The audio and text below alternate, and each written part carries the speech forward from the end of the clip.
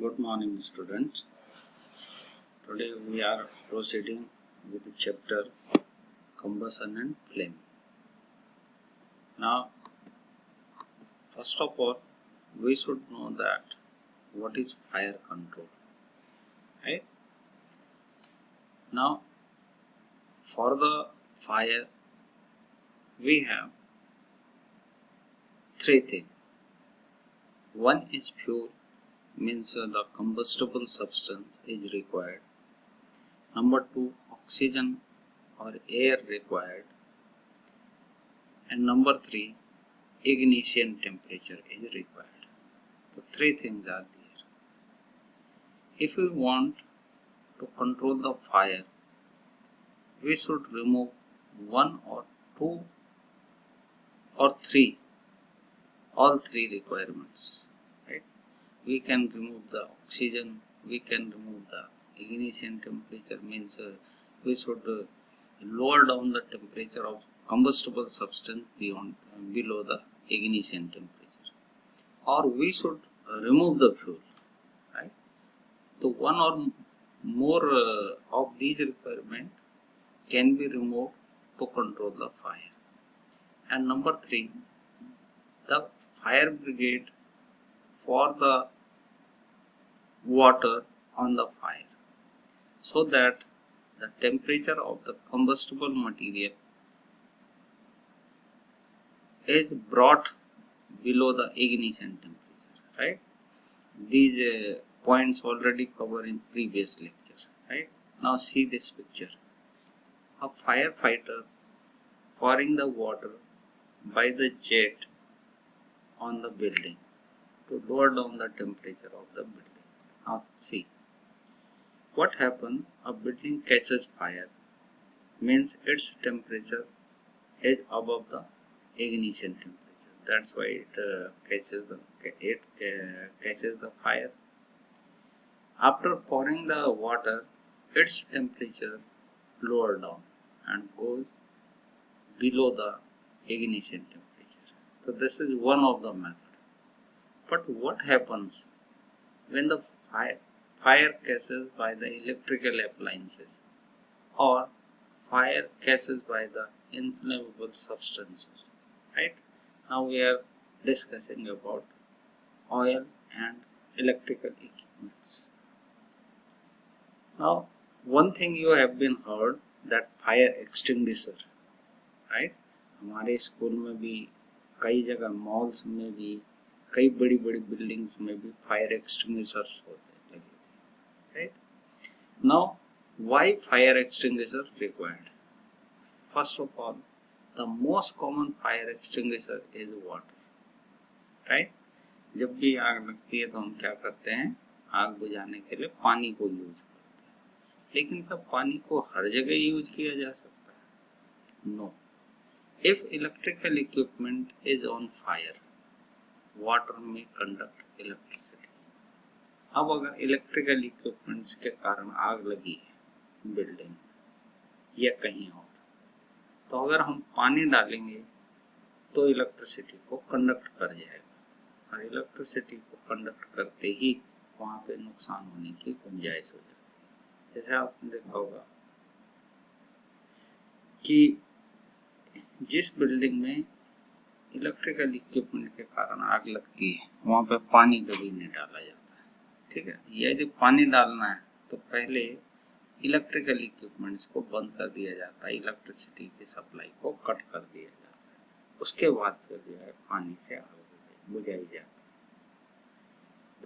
तीसरा है, water is also not suitable for fires involving oil and petrol, since oil is lighter than water. जहाँ पे oil पे आग लगी हो, पेट्रोल पे आग लगी हो, वहाँ पे भी हम वाटर को यूज नहीं कर सकते, क्योंकि ऑयल पानी से हल्का होता है, और जैसे ही आप पानी डालेंगे ऑयल ऊपर आ जाएगा और वो जलता रहेगा, यानी उस पानी से उसकी आग नहीं बुझाई जा सकती. तो हम क्या करें ऐसा कि अगर इलेक्ट्रिकल इक्विपमेंट पे आग लगे या फिर पेट्रोल, डीजल या फिर ऑयल पे आग लगे, तो वहाँ पे क्या किया जा सकता है? For fires involving electrical equipment and inflammable materials like petrol, carbon dioxide is the best extinguisher. CO2 is heavier than oxygen, covers the fire like a blanket. जहाँ पे इलेक्ट्रिकल इक्विपमेंट या फिर पेट्रोल या फिर ऑयल पे आग लगी हो, वहाँ पे फायर एक्सटिंग्विशर यूज किया जाता है कार्बन डाइऑक्साइड। तो कार्बन डाइऑक्साइड की हेल्प से हम इस आग को बुझा सकते हैं, क्योंकि कार्बन डाइऑक्साइड जो है वो हेवियर होता है और ऑक्सीजन को कवर कर जाता है। एक ब्लैंकेट से आ जाती है जो ऑक्सीजन को ट्रैप कर देती है। यानी कहने का मतलब ये है कि आग लगना बंद हो जाता है, क्योंकि कार्बन डाइऑक्साइड है हैवी है तो नीचे आ जाएगा, वो क्या करेगा, कंबस्टेबल सब्सटेंस को कवर कर देगा। ठीक है।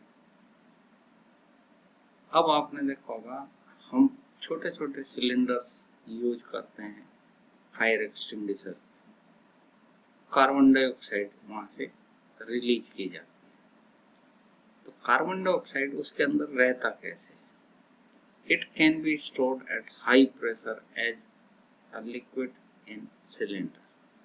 अब वो क्या करते हैं, हम हाई प्रेशर के सिलेंडर के अंदर कार्बन डाइऑक्साइड को भर देते हैं। ठीक है। जैसे आपने देखा होगा एलपीजी सिलेंडर में एलपीजी लिक्विड फॉर्म में होता है। एलपीजी जो है वो गैस होती है, लेकिन जब हम उसे सिलेंडर में रखते हैं तो वो लिक्विड फॉर्म में होता है। When released the cylinder, carbon dioxide expends enormously in volume and cool down। जब सिलेंडर से अब कार्बन डाइऑक्साइड निकलती है तो उसका वॉल्यूम बहुत बढ़ जाता है, क्योंकि वो क्या है, गैस, और सिलेंडर के अंदर वो लिक्विड फॉर्म में। जब वो एक्सपेंड करती है तो उसका टेम्परेचर भी बहुत कम हो जाता है, right. So it not only form the blanket on the fire, it also bring down the temperature of the fuel। जब वो सिलेंडर से बाहर निकलता है तो क्या करता है, जो कंबस्टेबल सब्सटेंस है उसके ऊपर एक ब्लैंकेट की फॉर्म में आ जाता है और उसका टेम्परेचर भी क्या कर देता है, नीचे कर देता है, यानी टेम्परेचर उसका डाउन कर देता है। जब टेम्परेचर डाउन हो जाएगा तो वो इग्निशन टेम्परेचर से नीचे पहुंच जाएगा और वो जलना बंद कर जाता है। यानी कहने का मतलब यहाँ पे दो रिक्वायरमेंट को कम कर रहा है। एक तो ऑक्सीजन की सप्लाई को कम कर दे रहा, दूसरी बात उसका टेम्परेचर इग्निशन टेम्परेचर से कम ले रहा। That is why it is an excellent fire extinguisher. तो जो कार्बन डाइऑक्साइड होता है वो सबसे अच्छा फायर एक्सटिंग्विशर माना जाता है, right. Now type of combustion. There are three main type of combustion. They are number 1 rapid combustion, number 2 spontaneous combustion, number 3 explosion। अब जो combustion होते हैं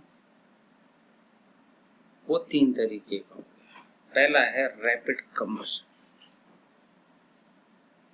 In combustion in which substance burn rapidly and produce heat and light with the help of external heat।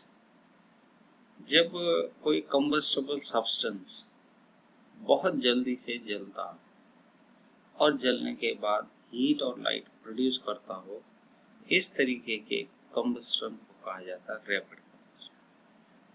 लेकिन इसके लिए आपको external heat चाहिए होती है, बाहर से आपको हीट एनर्जी देनी पड़ेगी, जैसे बर्निंग ऑफ एलपीजी। अब आप देखते हैं एलपीजी का सिलेंडर जब हम ऑन करते हैं स्टोव के ऊपर मैच स्टिक से या फिर किसी और मेथड से हीट सप्लाई करते हैं तो एलपीजी जलने लगती है। इसको कहते हैं रैपिड कंबस्शन। दूसरा है स्पॉन्टेनियस कंबस्शन। स्पॉन्टेनियस कंबस्शन में आपको हीट एनर्जी एक्सटर्नल सोर्स से देने की जरूरत नहीं है, वो खुद ही जलने लगता है। ठीक है। As combustion in which substance burn spontaneously and produce heat and light without the help of external heat। like phosphorus burns spontaneously at room temperature। अब जो phosphorus होता है, जैसे ही आप उसे रूम टेम्परेचर पे लाओगे यानी रूम में लाओगे, वो अपने आप ही आग पकड़ लेगा।